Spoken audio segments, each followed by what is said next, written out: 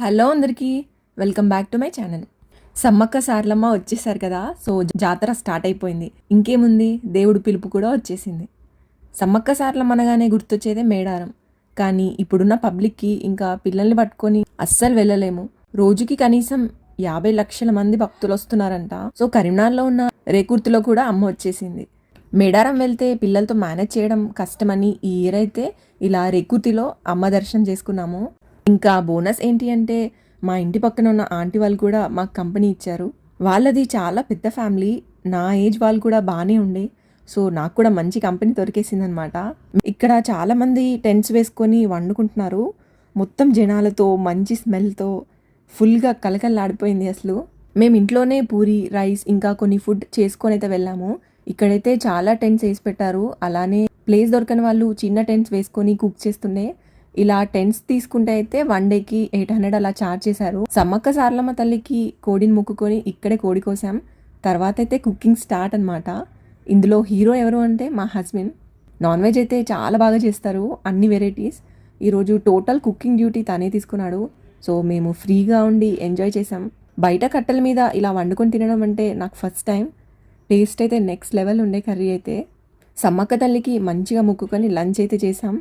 అసలు చెప్పాలంటే చాలా తృప్తిగా అనిపించింది. ఫ్యామిలీ అండ్ ఇలా ఫ్రెండ్స్తో కలిసి తినడం. మా చిన్నోడైతే ఫుల్ హ్యాపీ, చాలా సపోర్ట్ చేశాడు. ఇక్కడ చిన్న ప్రాబ్లం ఏంటి అంటే బాగా వాక్ చేయాలి. ఎక్కడికి వెళ్ళాల్సి వచ్చినా, రెస్ట్ రూమ్ కానీ టెంపుల్ అయినా ఎక్కడ చూసినా కట్టెలే ఉండే. అందరు కుక్ చేసుకొని అలానే పడేశారు పక్కన. ఇంకా ఎక్కడ చూసినా జాతర అంటే టాయ్సే సెల్ చేశారు ఫుల్గా. ఫుడ్ స్టాల్స్ కూడా బాగానే ఉండే. అలా జాతర మొత్తం ఒక రౌండ్ వేసి ఇంకా ఫ్రెష్ అప్ అయితే దర్శనంకి వెళ్ళాం. మాకు విఐపి పాస్ దొరికింది. సో లైన్ కొంచెం ఈజీగా అయిపోయింది. అరౌండ్ 1 అవర్లో దర్శనం అయిపోయింది. అండ్ పోలీస్ వాళ్ళు కూడా చాలా సపోర్టివ్గా ఉండే మాకు. అమ్మవారి దగ్గర వెళ్ళాక అసలు చాలా హ్యాపీ అనిపించింది. నిజంగా నాకైతే అమ్మవారు ఇక్కడే ఉన్నట్టు అనిపించింది. ఎక్కువసేపు చూడలేకపోయాం. ఇంకా సారలమ్మ దగ్గర అయితే దగ్గర వరకు కూడా వెళ్ళలేదు. లాస్ట్ ఇయర్ అయితే మేడారం వెళ్ళాం, కానీ జాతర టైంలో అయితే ఇక్కడే ఫస్ట్ టైం. అమ్మకి మంచిగా మొక్కుకున్నాము. అనుకున్న పనులన్నీ మంచిగా పూర్తవ్వాలి, హ్యాపీగా ఉండాలి, మెయిన్గా హెల్తీగా ఉండాలి అని. ఇంత క్రౌడ్లో కూడా అమ్మవారి దగ్గర ఉన్న బొట్టుని అందరికి పెట్టి బంగారం కూడా ఇచ్చారు. ఈ బెల్లం ప్రసాదంని బంగారం అని పిలుస్తారు, కానీ బంగారం కన్నా చాలా విలువైనది అనిపించింది. చిన్న బంగారం ముక్క కోసం దర్శనం అయినా కూడా క్రౌడ్లో చాలా కష్టంగా తీసుకుంటుండే అందరూ. ఈవెన్ నేను కూడా అనుకోండి. ఈ టైంలో అమ్మ దగ్గర బంగారం తినడం చాలా స్పెషల్. ఇక్కడ కిందికి దిగడం కూడా కొంచెం రిస్కే ఉండే. బెల్లం మొత్తం కింద పడి కొంచెం స్లిప్ అయ్యేలా ఉండే. మెల్లిగా కిందకైతే దిగి కొబ్బరికాయనైతే కొట్టాము. ఇంకా అలా సమ్మక్క సారలమ్మ తల్లికి మళ్ళొస్తామమ్మా అని చెప్పి రిటర్న్ అయిపోయామన్నమాట.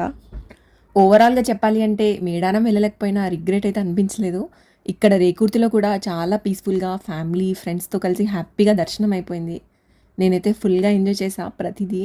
నాకు ఇన్ని ఇయర్స్కి ఇలాంటి ఎక్స్పీరియన్స్ వచ్చింది. సమ్మక్క సారలమ్మ తల్లి అందరినీ చల్లగా చూడాలి అండ్ హ్యాపీగా ఉంచాలి అని కోరుకుంటున్నా. ఈ వీడియో నచ్చితే ప్లీజ్ లైక్ చేసి, షేర్ చేసి, సబ్స్క్రైబ్ చేయండి. మళ్ళీ నెక్స్ట్ వీడియోలో కలుద్దాం. Until then keep smiling. Bye bye.